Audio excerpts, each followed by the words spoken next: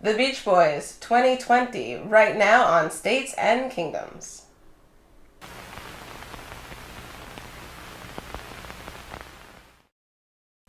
So some people may be saying, that's not 2020, what is that? What is this? What is this thing? It's this a 70s twofer. Yeah, it is. With Wild Honey. Wild Honey. For some reason. Very interesting. Very interesting. And, it's fitting because it was part of the twofers that were released in the 90s. Yet a different twofer. On CD that... On CD it's Friends in 2020. We listened to. Yeah. And here, for whatever reason, it's Wild Honey in 2020. I think, I was thinking this before, those double albums, twofers, whatever you want to call them. Double CDs. They're not really double albums, but twofers. Bonus. They must have shaped a lot of people's early Beach Boys experiences. And shape how you listen to these albums when they're connected. Yeah. What I say. Yep. When they're connected, you naturally just listen to the whole thing as a unit. Right. You don't really make that break between albums. Okay. Yeah. But all I meant to say was, before that, You're going to cut that out. Elaboration. You're going to cut that out, aren't you? It's just that it did for us, because 2020 and Friends are kind of like one album in my mind. One amazing long album. And Sunflower and Surf's Up was pretty close to that, but Beach Boys Today and Summer Days and Summer Nights definitely was that. Little Deuce Coupe and All Summer Long. Yep. It's very hard. It's hard to separate them in your mind. When you listen to something over and over again, always, in the same order. So on vinyl, you just put them both on, and then you feel better. It's just a lot of getting up. But anyway, I love this album, and I've seen a lot of people use the word hodgepodge or say cobbled together or thrown together. Yes. What? Mm-hmm. And My goodness. It's true, but I didn't know that. No. We didn't know that. There was no real internet to speak of when we first started listening. I mean, there was internet, but you didn't go there to look up stuff. You went there to... Porn. Answer emails. And to steal music. Anyway. But I always thought that these songs are so good. And even the songs that were recorded a few years earlier, still, they don't sound so different stylistically or anything. It all fits. No, because I thought it was just everyone was writing songs, which is true. But I mean, you have Carl writing songs by this time. Dennis is writing songs, yeah. Bruce is writing songs. Mike is writing songs as well. Yeah. Al's writing songs. Charles is writing songs. Everyone's writing songs. And, and so I just thought that's what that was. And I think, in a way, that is what that was. It's a cohesive album in my mind. I don't think of it miraculously. Yeah, it works. It's wonderful. But I don't think, all I'm saying is that if you didn't know that it was recorded from 66 to 69, I don't know if you would think necessarily that it was cobbled together. No. I didn't. No, these internet trolls need to step back.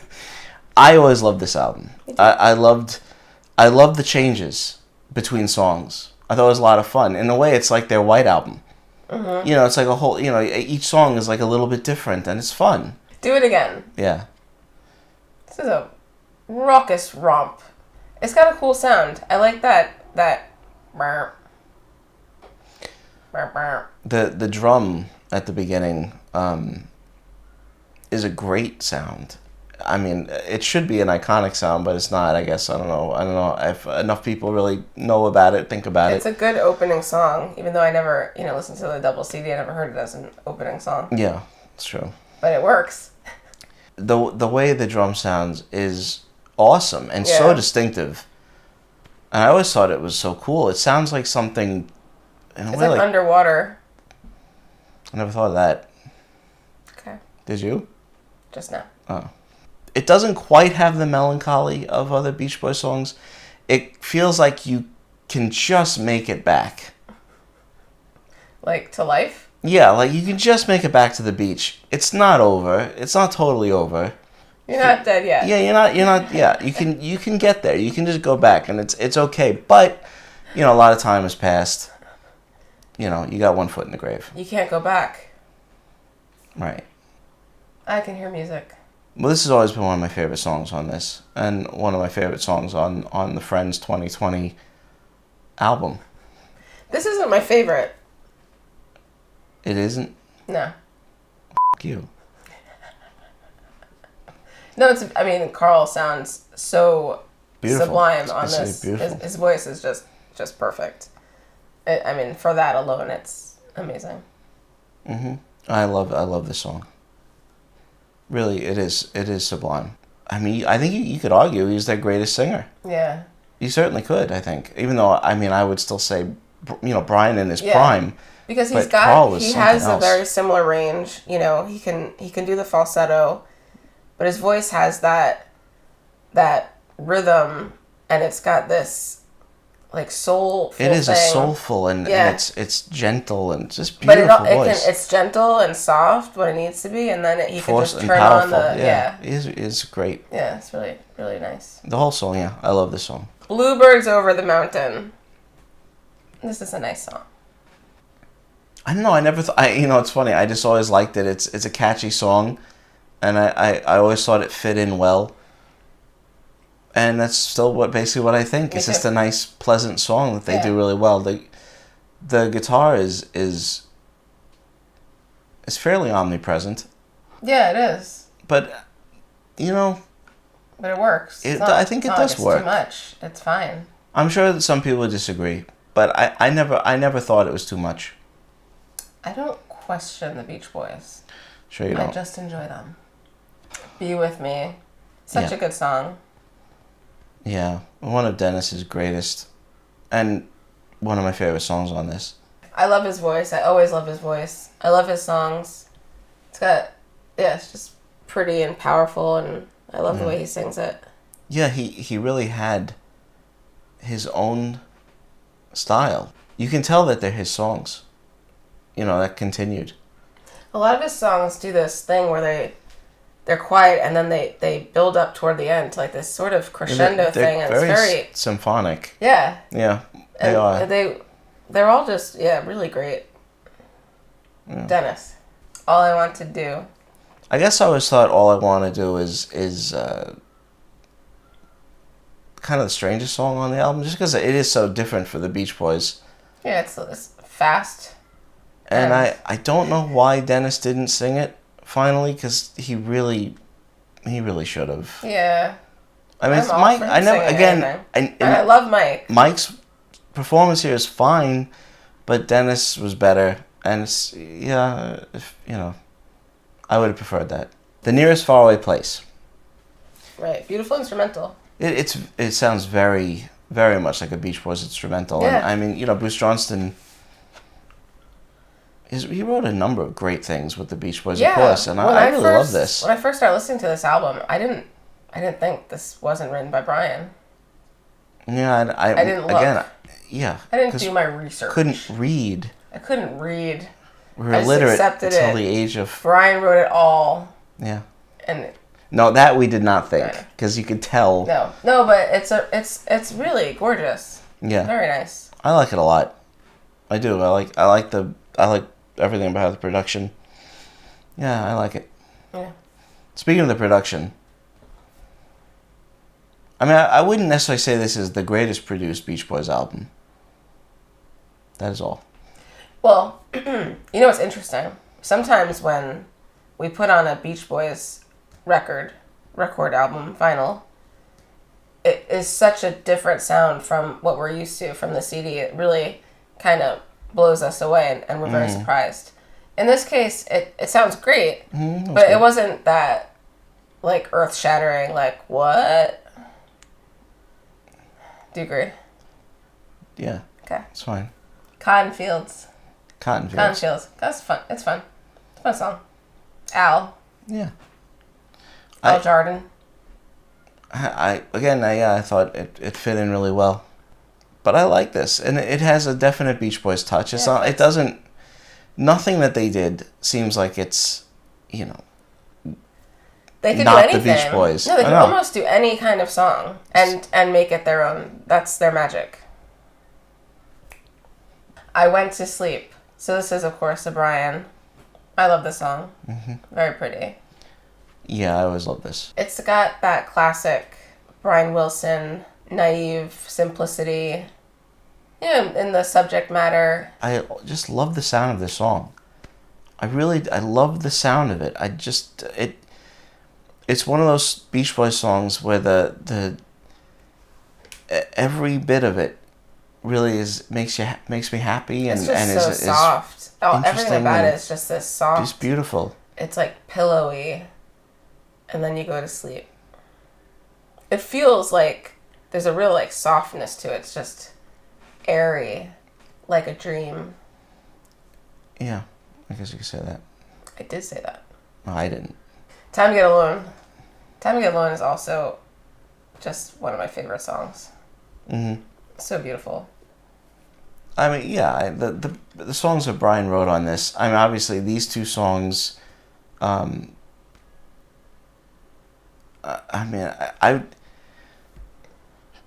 they stand out, but the other songs are, the thing about this album that I liked, and I said it before, is that it's a whole band writing. Yeah. So Brian's songs, you could say, are better. And that's fine. Brian was the genius in the band. But it doesn't... I love the variety. I just love the variety. I love all... Because they were all so talented. Maybe Brian was the visionary. But they were all so talented. They were all so amazing. I love hearing them all. And so, I mean, yes, these two songs, and then Our Prayer and Cabanescence are just like sacred. Yes. In their way. And they feel that way. Yeah. I love on this and all these albums after Pet Sounds, hearing the whole band. They're also talented. I love to hear them.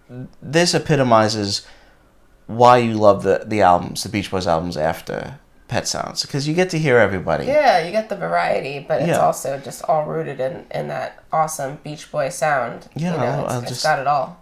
I love all of them. Never Learn Not to Love. What's after that? No, I like this song. I know. I always actually really liked it. No, it's a great song. I killed 3 people today after I listened to it. I'm just tired of thinking or hearing about the whole thing. It's a good song. It is a good song. Oh, Our Prayer. Our Prayer. Our Prayer. I actually think this is a very interesting way to end the album. Mm-hmm. Our Prayer, which, could have begun an album. And then Cabanescence as a way to I was thinking about if they had put Our Prayer in the beginning, would it have overshadowed what came after it? Maybe. Yes. It doesn't fit on this album as the first track. No, I don't think so. Because Friends opens with a something very close, in its way, and that works amazingly well. But yeah, this I don't think it would have worked. What's funny again is this has all been picked apart so much. I mean, this is from Smile. This was recorded. This was recorded for another band. This was recorded, ages ago. This was, all of that. So, but we didn't when we first heard this. Be stupid. No. Anyway, Our Prayer is gorgeous. No, of course. Gorgeous. And it actually, it fits. It's just very interesting placement, I think, but it works. I never thought of it. I just thought it was beautiful, and it does work. Yeah, and Cabanescence is such Which was my point. Did I make that point? You did. Did I? Yeah, keep moving. Cabanescence is a sweet, sort of quiet song to close out the album. Its complexity is well, it is. I mean, stunning. It changes. It changes. That Smile stuff. We can talk about that, and we'll gird up our loins and talk about Smile sometime. But yeah, not today. I would say that, you know, some people, I guess, would say they put those on here just to make this a decent album, just to kind of round it out because it was subpar. I don't think it was subpar. I really don't. And but I mean, I'm glad those songs were used. I mean, they need to be on something. No, yeah. This is just same on Surf's Up. Yeah. You know, it's great to have Surf's Up at the end, or even Till I Die, which of course not from Smile, but had been kicked around a little bit. Altogether, this album holds together and is cohesive in a way that it is remarkable because, you know, we know it was not. These songs were not intended to be together, really, and it does hold together, and it's a fascinating look at the Beach Boys in 1969, and of the sort of the talents of the whole band. So when I listen to this, I have to kind of ignore what you know about how it was recorded or which song was intended for this or what mass murderer might have written this or that. You know, you just have to kind of ignore all of those things. I just don't like thinking about it. Ignoring those things. Because when I first heard this, you know, just like all of these, I loved it. Blown away by it all. Well, thank you so much for watching. I hope you enjoyed our discussion about 2020. Please make sure to let us know what you think in the comments below about the Beach Boys in 2020. And also make sure to like this video. And please consider subscribing to States and Kingdoms. And we'll see you next time. Remember, Mondays, Wednesdays, and Fridays, new videos right here. So have a wonderful weekend, and we'll see you next time.